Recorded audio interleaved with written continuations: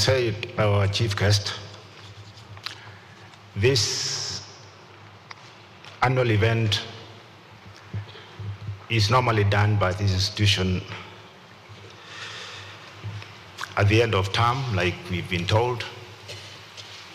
But this one is with the difference because of the adversity that we faced on the 18th of last month in Mombasa. I make these remarks, Your Excellency, on behalf of Council and on my own behalf. Our chief guest, Her Excellency Pastor Dr. Dorcas Rigathi, the Second Lady and the spouse of the Deputy President of the Republic of Kenya. We appreciate, Your Excellency, the circumstances under which we are, and we understand fully well, having traveled this journey, that the burden of adversity becomes lighter when shared. And we thank you very much for coming over to share our burden with us. And welcome very much. The Cabinet Secretary, Dr. Ezekiel Mashogu, we understood who you are at the time, sir. We appreciated the kind of attention you gave us, the support that came through you from government. We can't ignore as council. And we know you stood with us and you still stand with us through this adversity. So I want to thank you personally and on behalf of my council. Thank you very much. And thank you more particularly for being with us today. Let's give Wasiri a round of applause. Thank you. Thank you, Wasiri. The Chancellor, Dr. Francis Mudaura, we know the kind of doors you'll open for us, and I've said this before. We are so privileged to have you here as the head of public service in the past. And so we don't take you for granted. We know there were many universities, many opportunities that you could have been assigned to, but we are very proud as a university to have, for the state, to have thought of assigning you to us. We still welcome you to this university, Ambassador. And thank you for being with us here. Our guest speaker, Muslim speaker, Dr. Rashid, the Omar Deputy Sheikh, Chief Qadi retired,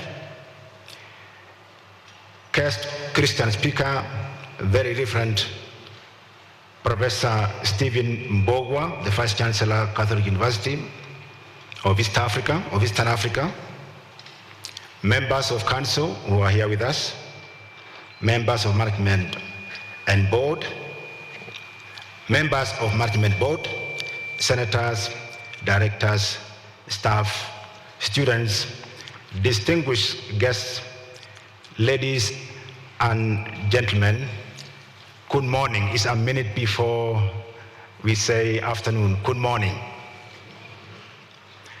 We gather here today to put our hands together in gratitude to God for the far He has brought us. When I was appointed the chairman of council for this great university sometime last year, I was well aware that Kenyatta University has a rich history and a global recognition that goes beyond its physical space. Now that I'm here, I have come to understand and indeed to strongly agree that this reputation and history are built on a strong foundation of faith. And this infrastructure says a lot about that statement. I stand, and as I stand here in solidarity with you all, I am well aware of the fact that we are nothing if we do not put ourselves before God in all our undertakings. As a psalmist would say in Psalms 127, unless the Lord builds and secures, all our efforts are in vain. We may have the best researchers, the best mentors, and the best lecture halls, but if we do not supplicate and seek God in our lives and our jobs, all that we have amounts to nothing. We have come through very turbulent times. Our ship has been swayed by the most volatile winds of destruction. Our core of togetherness has been tested in a dreadful way, but our resolve to stay together in faith remains firm and unshaken. Ladies and gentlemen, we congregate here to declare that we are strong when we are together. And in this togetherness, we shall overcome all manner of adversity, including this one. We genuflect before God and invite Him into our lives, our jobs, and our totality of being. And with this faith, we believe that our future is assured in God's hands. The unprecedented challenge we have gone through has been heart-wrenching. While it is true that we have been through the worst, mourned bitterly, we are staying strong for those who have been hurt.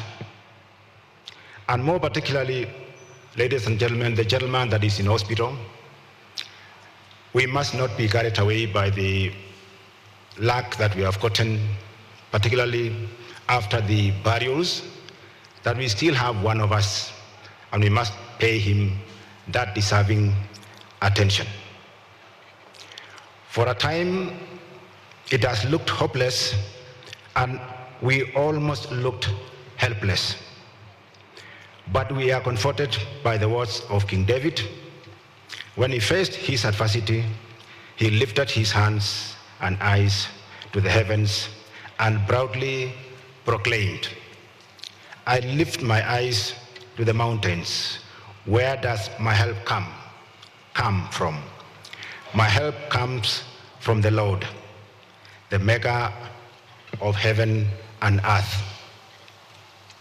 By the gesture of gathering here, we too are raising our hands and eyes to the heavens, and like David, we are asking, where does our help come from? Our help in this time of mourning comes from God, who formed all of us in his own image and likeness. We stand tall to express our confidence in God's constant presence with us and in his sure protection over our lives. We lift up our hands and eyes in supplication, and we are sure that God is guarding us from any future harm and watching over our lives. For indeed, he who watches over us neither sleeps nor slumbers. In a very special way,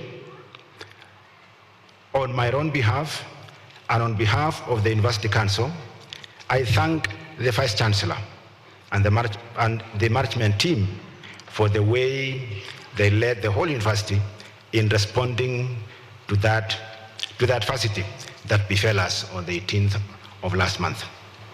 And I've said as much in the past when we were here last time. That is when leadership is tested. Two occasions in life, when someone has a challenge, that is when their leadership is tested. The second occasion is when someone has power power then shows the true person that we have among us. And so we appreciate your leadership, the VC, and I really, because it might not be very soon, we might perhaps not meet very soon, I want to request all of us to give Wainaina a round of applause.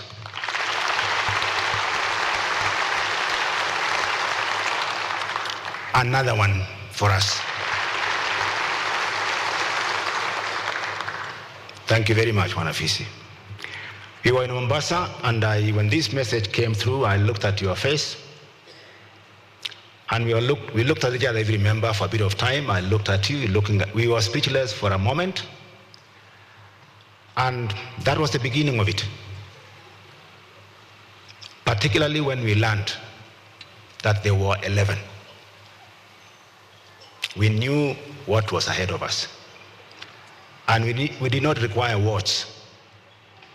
We had body language to express it. And I saw the language in him, and I think he saw mine in me. And so thank you very much for who you became that time. We appreciate it. We don't want to take it for granted. They have shown exemplary leadership and unparalleled presence of mind. Indeed, tough times call for tough minds, and the management has shown that they are forged of tough metal. Thank you, Vice Chancellor, and your team in particular. Ladies and gentlemen, in spite of the challenging times we have gone through, God has given us the grace to count our blessings and name them one by one. We therefore continue to thank God for the success He has granted us on many fronts. The successful installation of the new council and that of the new Chancellor, Dr. Muthaura, are in themselves an achievement worth thanking God for.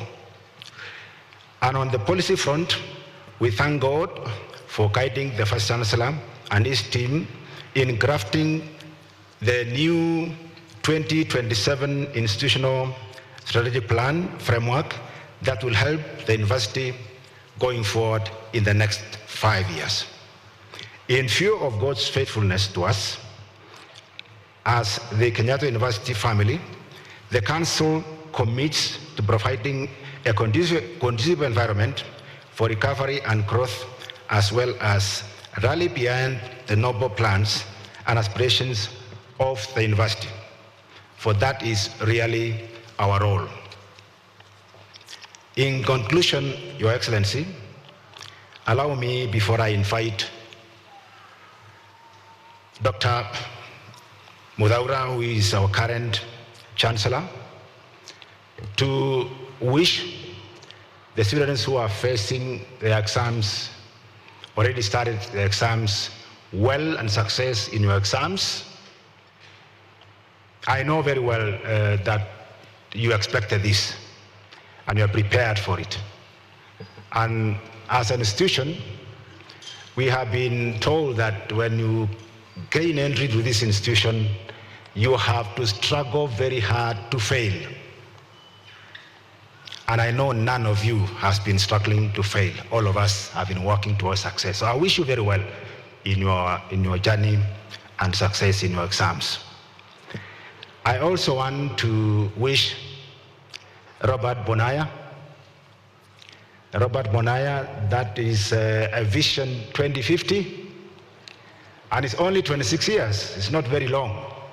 And so we wish you very well in your journey, and God willing, if you're still around, we would be able to give you the support. But in the meantime, come around for mentorship, because that journey requires a lot of mentors around you. Best of luck. I've heard about your leadership here. It is very important that the institution has such leadership such as that young man. And so with that kind of vision, you cannot be, you can see what kind of leaders this institution can produce. And we are happier and excited. Every day we learn something. The other time we learned that the spouse of the head of state come from here. This morning, I was equally and pleasantly surprised to learn that Her Excellency was a student as recently as in the 90s. And so are we not privileged? It is what we are. And so we look forward. Who knows, in 2050, Bonaya could then break through the ceiling to become. Thank you very much. May I then take this opportunity to invite Ambassador Maura to make his remarks. And thank you very much for listening to me. Thank you very much.